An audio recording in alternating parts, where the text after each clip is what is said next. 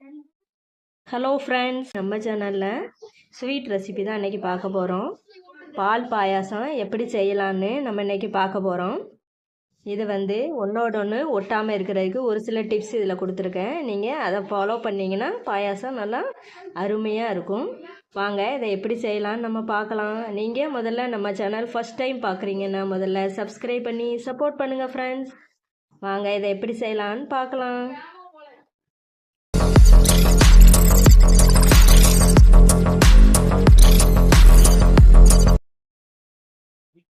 நம்ம இன்னைக்கு பால் பாயாசம் செய்கிறதுக்கு ஒரு பாத்திரம் எடுத்துருக்கேன். இதில் நம்ம நெய் ஆட் பண்ணிக்கலாம். நெய் ஒரு 2 ஸ்பூன் ஆட் பண்ணிக்கலாம்.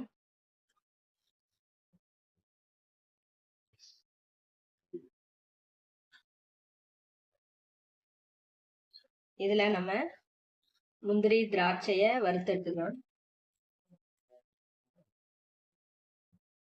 முந்திரிலாம் வறுத்தாச்சு. இதை ஒரு பிளேட்டில் மாற்றிடலாம்.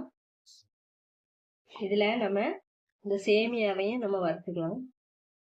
ஒரு கப் சேமியா இதில் ஆட் பண்ணியிருக்கேன்.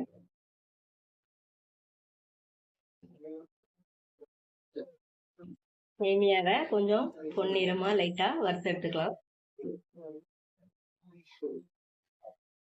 நம்ம எதுக்காக வறுக்கோம்னா பாயாசத்தில் ஒன்றோட ஒன்று ஒட்டாமல் இருக்கிறதுக்கு தான்.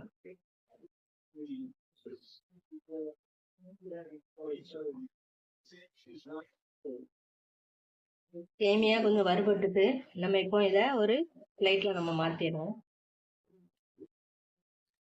அதே கடாயில கொஞ்சம் நெய் ஆட் பண்ணியிருக்கேன். இப்போ நம்ம இந்த ஜவ்வரிசியில ஆட் பண்ணி லைட்டா வறுத்துக்கலாம்.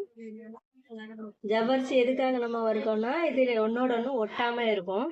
அதுக்காக தான் லைட்டா வறுத்துக்கலாம்.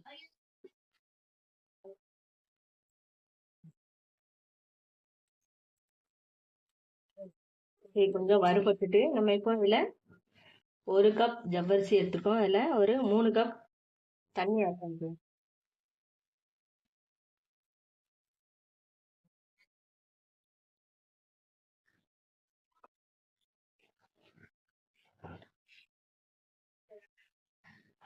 ஜவ்வரிசி நல்லா வேகட்டும்.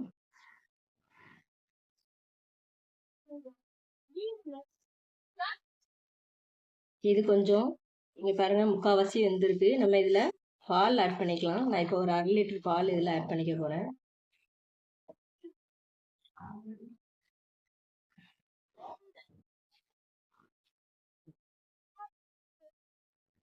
பால் நல்லா கொதிக்கட்டும். அப்பப்போ கொஞ்சம் கிளறி விட்டுக்கிடணும். ஏன்னா ஜவ்வரிசி அடியில் போய் ஒட்டி அப்படியே பிடிக்க ஆரம்பிச்சிடும். இதை நல்லா கிளறி கொடுத்துக்கிடுவோம். அடியில் அடி பிடிக்காமல் இருக்கிறதுக்காக நான் அப்பப்போ இந்த மாதிரி கிளறி கொடுத்துக்கிடுவோம். சைடில் உள்ள இந்த பால் ஆடைகள் எல்லாத்தையுமே நல்லா உள்ளே எடுத்துக்கிடுங்க. அப்போ தான் பாயசம் நல்லா டேஸ்ட்டாக இருக்கும்.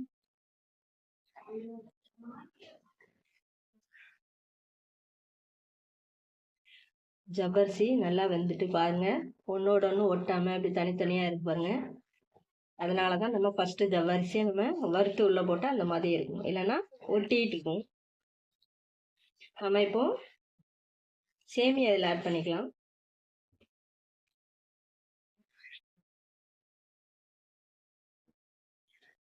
நல்லா கிளறி கொடுத்துக்கிடும்.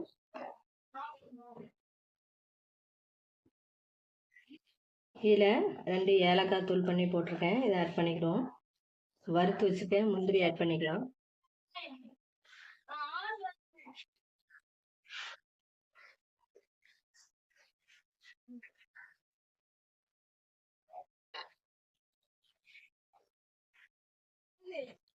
இதில் சர்க்கரை ஆட் பண்ணிக்கலாம். அதில் ஒரு 100 கிராம் சர்க்கரை ஆட் பண்ணிக்கிறேன். உங்களுக்கு இதை விட அதிகமாக இனிப்பு வேணும்னா நீங்கள் இது கொஞ்சம் ஆட் பண்ணிக்கலாம். நல்லா மிக்ஸ் பண்ணி விட்டுக்கிடுவோம். பாருங்கள், பார்க்கவே பாயாசம் எவ்வளோ அருமையாக இருக்குது. டேஸ்ட்டும் சூப்பராக இருக்கும். இப்போ நம்ம ஸ்டவ் ஆஃப் பண்ணிடலாம். நீங்களும் இதே மாதிரி இந்த அளவுகளோட நீங்கள் செஞ்சீங்கன்னா இந்த பால் பாயசம் டேஸ்ட்டும் அருமையாக இருக்கும். இந்த மாதிரி ரொம்ப ஒன்றோட ஒன்று ஒட்டாமல் நல்லா உதிரியாக சாப்பிட்றதுக்கும் டேஸ்ட்டாக இருக்கும். இந்த பாயாச ரெசிபி உங்களுக்கு பிடிச்சிருந்துச்சுன்னா லைக் பண்ணுங்கள், கமெண்ட் பண்ணுங்கள். இந்த வீடியோவை உங்கள் ஃப்ரெண்ட்ஸ் ரிலேஷனுக்கு ஷேர் பண்ணி விடுங்க. மறக்காமல் சப்ஸ்கிரைப் பண்ணிடுங்க. தேங்க்ஸ் ஃபார் வாட்சிங் ஃப்ரெண்ட்ஸ்.